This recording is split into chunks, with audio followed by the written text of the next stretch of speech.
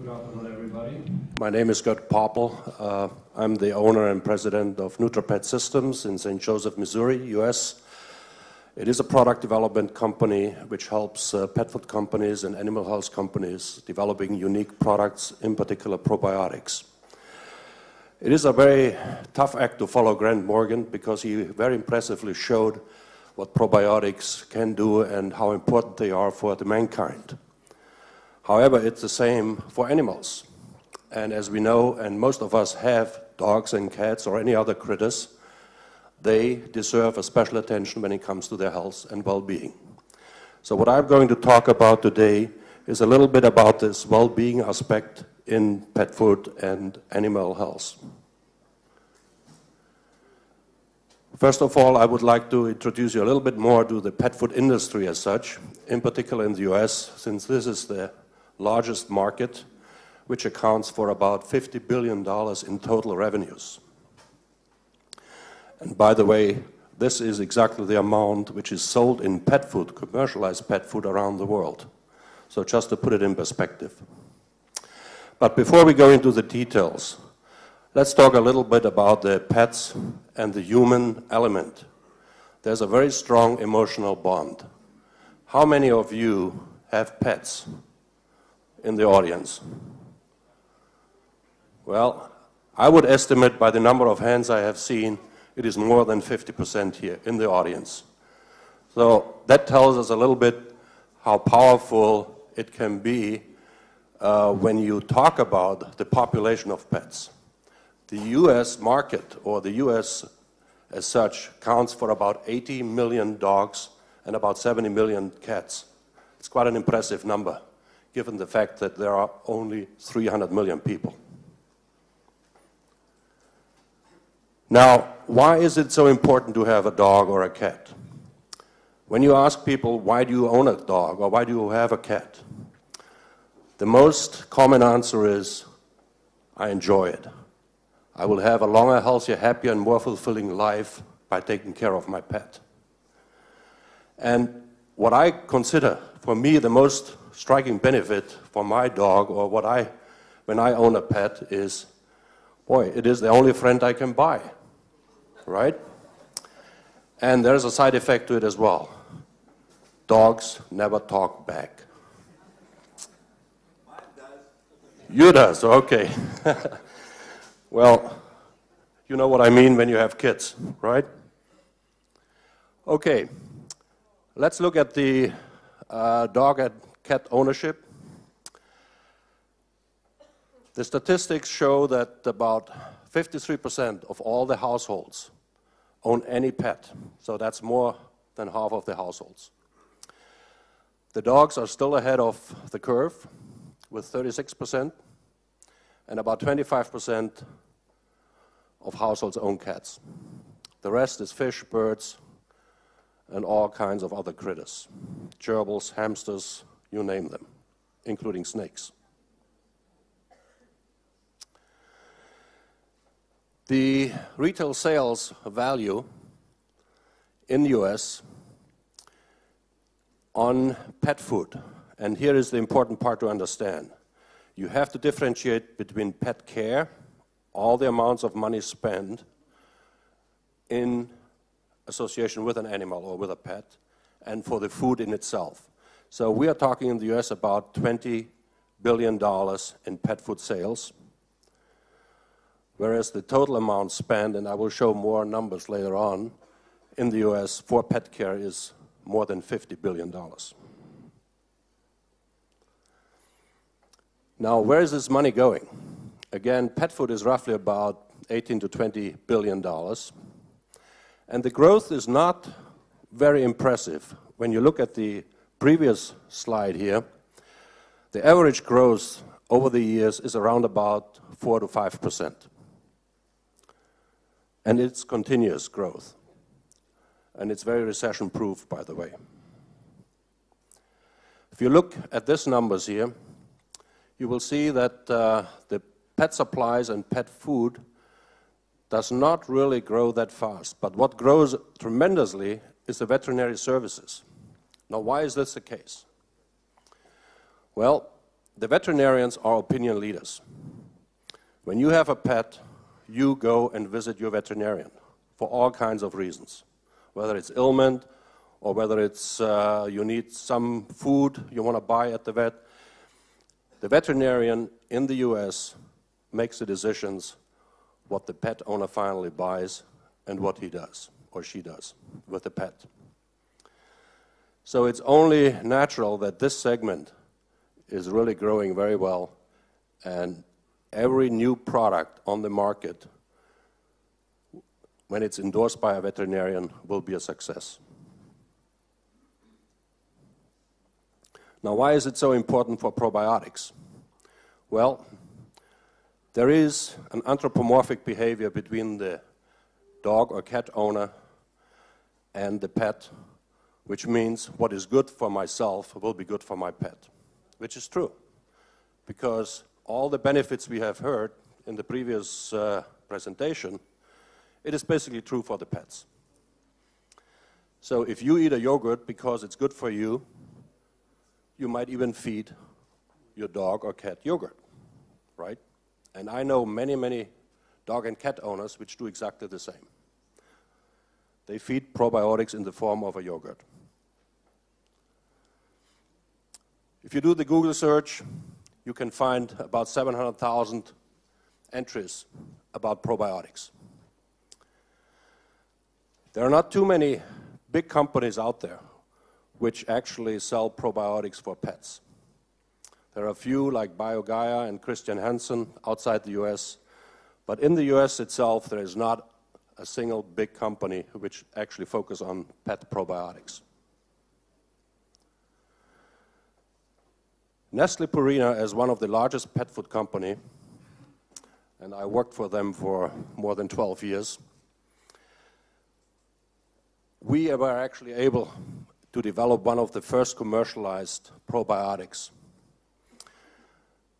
and it's called Fortiflora. Some of you already heard of it. It is quite a success, and it's no surprise that it's only sold through veterinarians.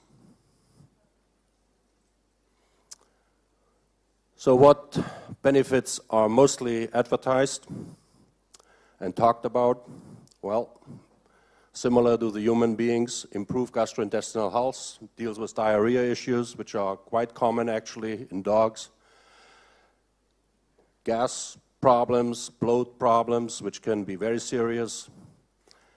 It also helps with a much better nutrition absorption, the vitamin, mineral, digestive absorption of all the essential ingredients you need.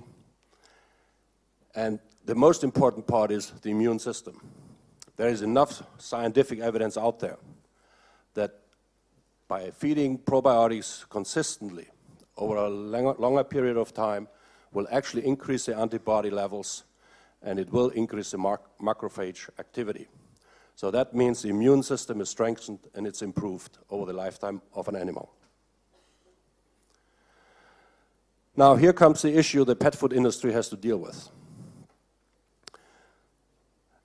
First of all, you cannot use probiotics in canned pet food. The reason is canned pet food is sterilized, so any probiotics would be dead. So you only are left with treats or with dry dog food or dry cat food. Now the issue here is, because of the water activity of those products and the design of those products, that they are shelf stable of up to 2 years, will automatically make it very difficult for any probiotic to survive longer than about 2 to 3 months, if it's just sprayed on or even worked into the kibble.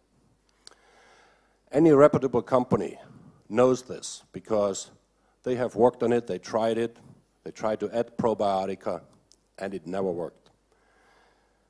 There were studies done, in particular this study here from the Ontario College of Veterinary Medicine, which found that the 19 commercial pet foods which claimed to use probiotics, none of them contained all the probiotics they claimed. So that's a very impressive study because it shows that they struggle with it, okay? 26% contained no relevant probiotic growth whatsoever. And probably the most striking reason why it does not work when it is built into a product is your dog will need to consume about 5.5 kilos on a daily basis to actually benefit from those type of products. So even though the pet food companies would like you to feed 5.5 kilos of product every day, I think it's not very practical. So what is the solution behind this? Well, one solution is to feed it as it is. Probiotica in a capsule, in a tablet, just add it to the food. Or you develop a dry dog food, dry cat food, with a very low water activity. So the bacteria actually, the probiotic actually stays in a dormant stage forever. Now this is very costly, very difficult, and I'm not aware of any product out there which can actually do this. Now you can freeze it, you can freeze dry it as you know, or you can add it as a liquid to the food. Here are a few probiotic supplements which seems to be the solution to this technological issue.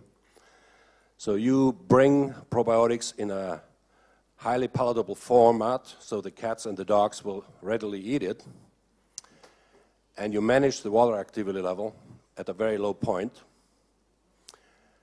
and then you have a very good chance that those products will be live and active over a 1 or 2 year period of time.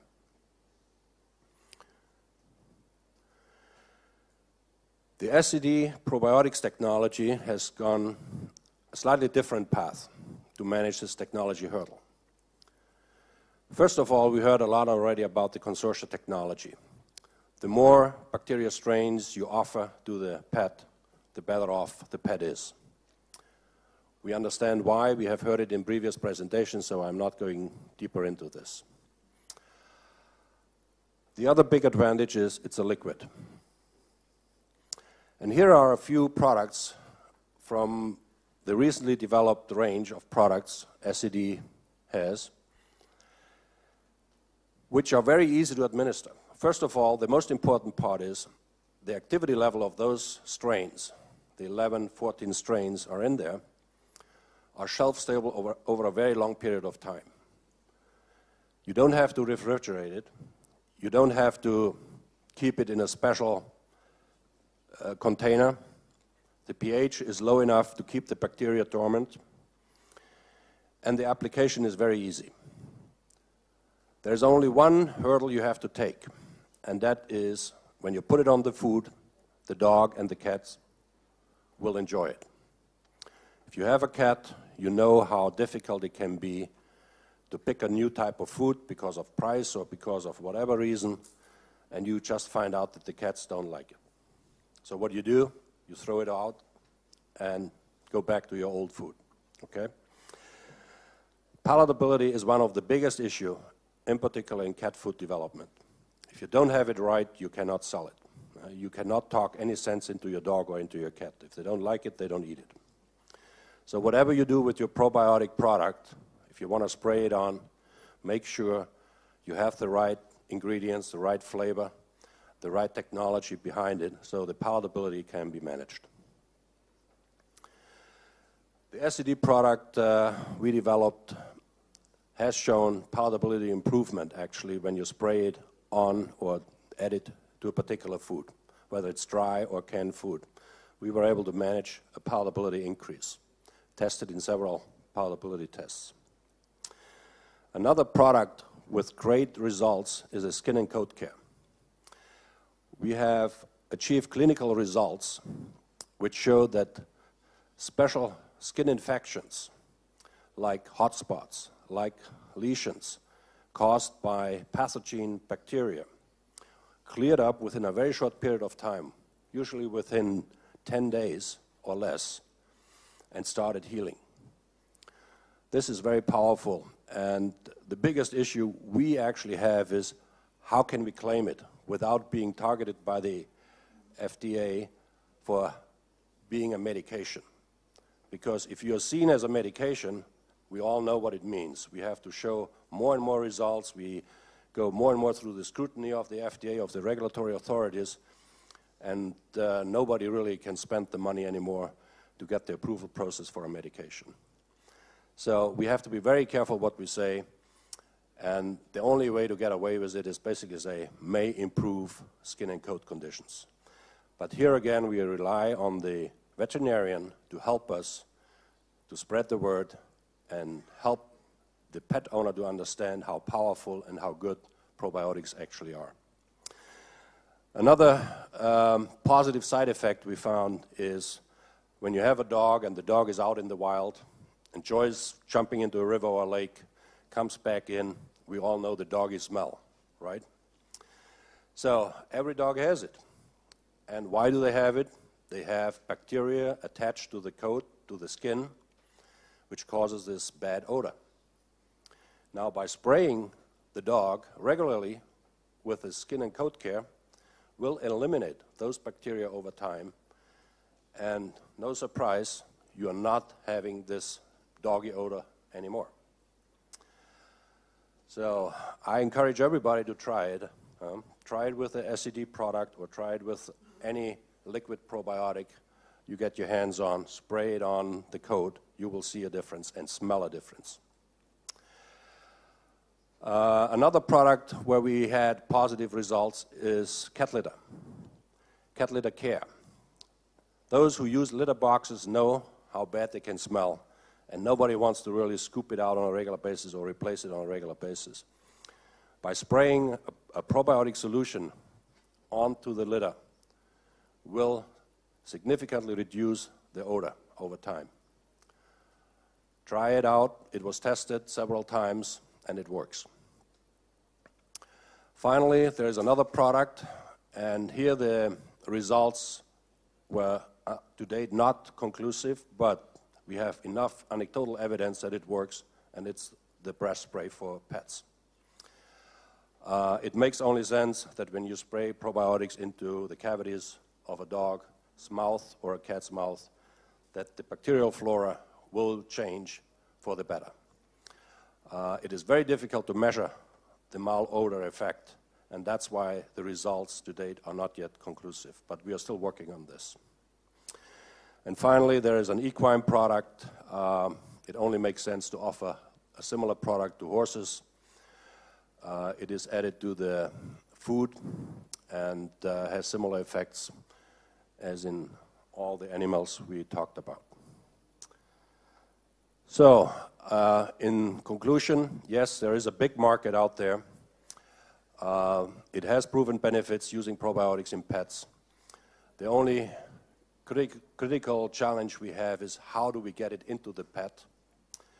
And then finally, if you are struggling with this as a licensee or as somebody who would like to be in the pet business, please approach SCD or shoot me an email and we can talk about it. Thank you very much.